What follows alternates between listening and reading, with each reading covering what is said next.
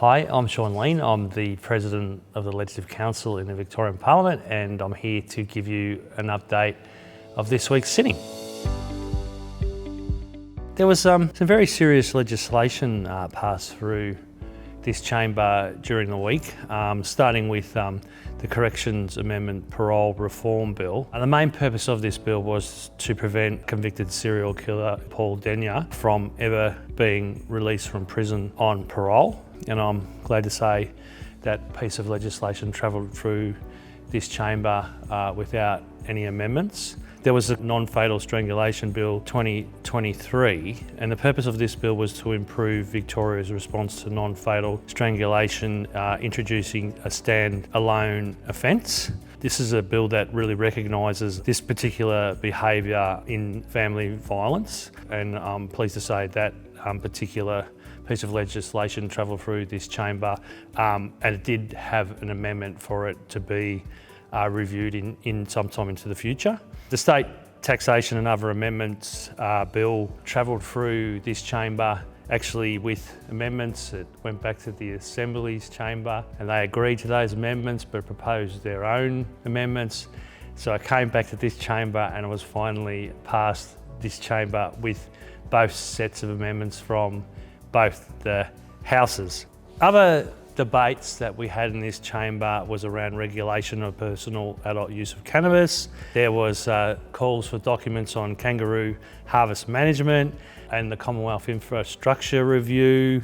And there was also referrals to some of our upper house committees to look into the work cover scheme modernisation bill and food security.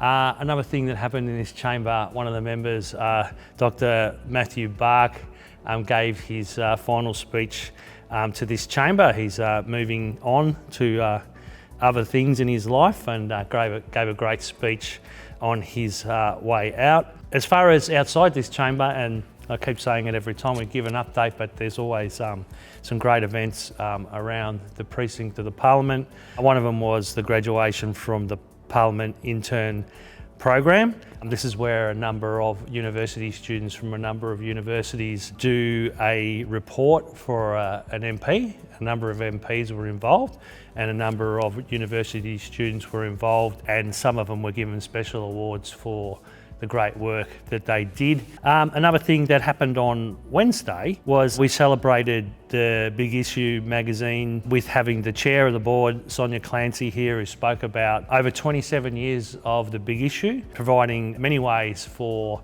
people to break their way out of poverty. It's just coincidence, I think 700 editions of the Australian Big Issue this last edition. So we were really pleased for us as the Parliament and MPs to honour and acknowledge, I think, what is probably the longest social enterprise we have in our state.